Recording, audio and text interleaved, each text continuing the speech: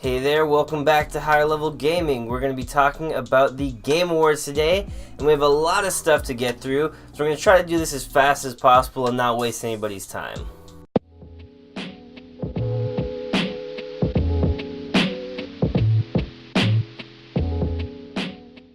So yeah, that's right, we're covering another Game Awards ceremony today. It's the Game Awards. This one was a couple days ago now, and there were some big surprises during the show. It wasn't actually entirely as expected.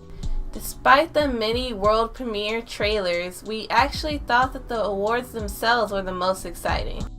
But first, guys, before we dive into all that, one of the best parts actually about this awards ceremony is the many discounts that are going on for the games that were involved this year. And that's right, across all the platforms, however you game, wherever you game, there are discounts right now on the games that won, so you should go check that out if you haven't had time to pick them up yet. So to kick off the event, the heads of the big three, Sony, Nintendo, and Microsoft, all came together on stage to represent all games, and Jeff Keighley seemed pretty proud of that. Pokimane and Jacksepticeye presented the award for Best Narrative to a game that's been sweeping the internet with all kinds of ruckus, which was Red Dead Redemption 2. Red Dead Redemption 2 went on to take many other awards for the rest of the night, another including Best Performance given to Roger Clark. And you may be expecting at this point that they swept the entire awards show, but hold your horses, partner. And actually, the Epic Game Store was the next big winner of the night. They weren't up for any awards or anything. They just managed to totally steal the show. They gave previews for a wide selection of games that are going to be coming to their Steam competitor. If you guys don't know, they're opening up a storefront, the Epic Store, which is going to be a direct competitor to Steam, and they're going to take a lot less money from developers. It's a whole heated thing. We'll probably be making a video about it, so subscribe and keep your eyes out for that.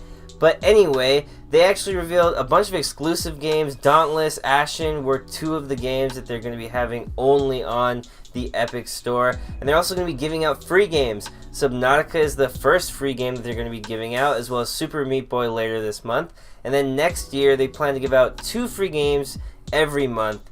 So just signing up for those free games, right, makes it worth it. Like, you don't even have to buy anything. You can just sit around for the free games. That's probably what I'll do.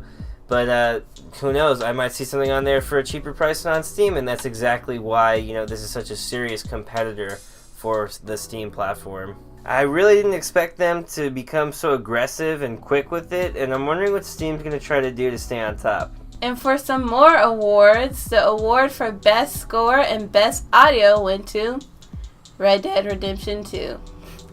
And of course, the game won just about everything, right? Right? Yeah, right, guys? Well, one thing that Red Dead didn't win was Best Art Direction. Best Art Direction actually went to Return of the Obra Dinn, so congrats to that game. This game was crazy different looking, one of the few good PC exclusives of 2018. Big ups to those guys. Casey Hudson was on stage discussing Anthem again. If you guys don't know, that's the BioWare head. And later we got a Dragon Age tease. It really wasn't much of anything to go on though, so maybe they'll have something more for us later in the month. We were then blindsided by the biggest and most exciting reveal of the night. Crash Team Racing. And holy shit, Crash showed up, dude. Oh my god, I blew my... Oh my god, 10-year-old me was like screaming. It was incredible. Yeah, you were screaming, babe. 24-year-old me was also screaming. Yes, we were excited. I love Crash. I love Crash Team Racing. Any of that stuff is really my shit. There is big nostalgia on this one, and I'm gonna buy it for sure. They got me again. This is gonna complete our remaster collection for PS1 era Crash games. These games have definitely gone down as the best games of the PS1 era. I'm glad so many others love them just as much as I do. PUBG also revealed their new snow map, struggling desperately to remain relevant in Fortnite's shadow. Other cringe shit happened too, like this horrible song. The darkness of night falls around my soul, and the hunter within loses control. Holy shit. So terrible. In a really spectacular victory though, Celeste was able to take home the trophy for Best Indie. I really wasn't so sure after the Golden Joy-Con Awards where Dead Cells won it. I thought, damn, maybe Celeste just won't win an award this year. But they were able to pull out ahead and get it, so good for them. Congrats to everyone who made that game.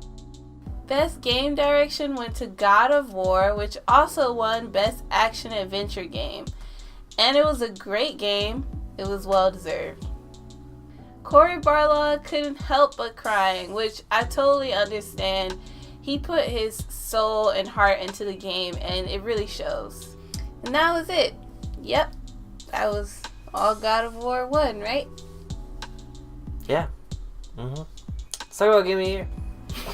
Let's talk about the one that matters. The one award that we all tune in to see. The one at the very end of the night.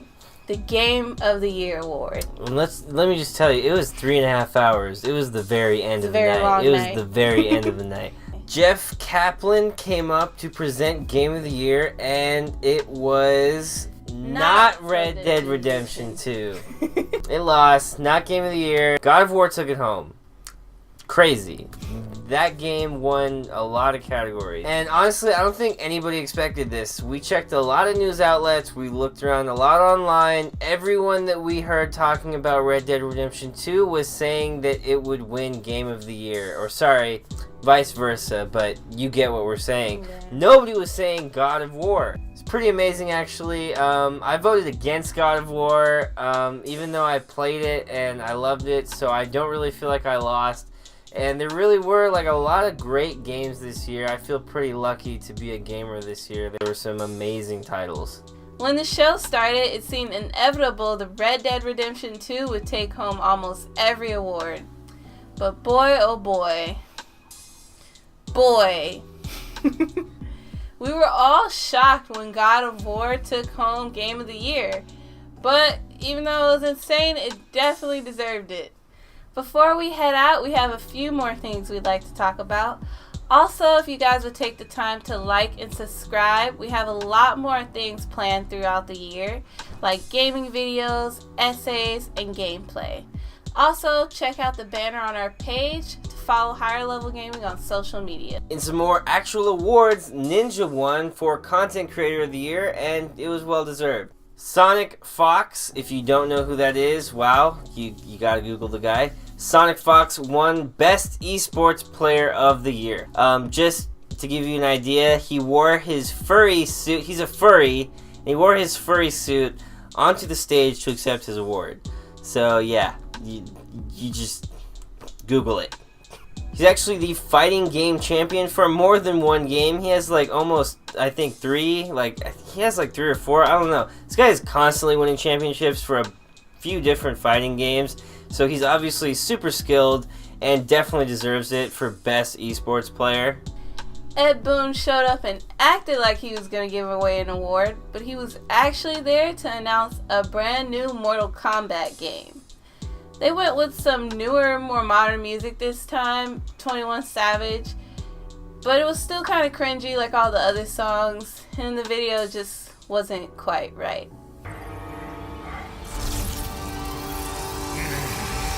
Brand new Mac 90 with the drum attached. You a shit talker, we got drums for that. Tryna fix fight. Games are so bad at adapting good music. There was also a great Psychonauts 2 trailer. You should check out the first one because it was a cult classic. The next Far Cry was also revealed at the event, and I don't know, I kind of had mixed feelings about this. For one, the announcer guy, first off, right off the bat, he spoiled the ending of Far Cry 5 before they showed the trailer for this one. And then that brings me to my next problem, is that this takes place in the same region as Far Cry 5, which kind of sucks. Like, I hate it when games just reuse the assets, and it's like, kind of making me feel like I'm worried that this is going to be another Fallout 76 kind of thing, where it's just a bunch of reused assets in the same place, not even really putting the effort in. Like, who knows how well this game will even run. It's definitely not going to be very polished. So that's just our 2 cents. I mean, it might be a good game. We might end up even getting it. We played Far Cry 5 and really liked it. but it just kind of seems like one of those cash grabby kind of things. I will say though, I did learn since the Game Awards that the game will be only $40, so that does kind of influence my opinion of it a little bit and make me see it in a bit of a better light. So then we saw a world premiere trailer for a Switch game, Avengers Ultimate Alliance 3: The Black Order. Another new title revealed was Ancestors, which is a sim where you play as apes on the road to becoming human.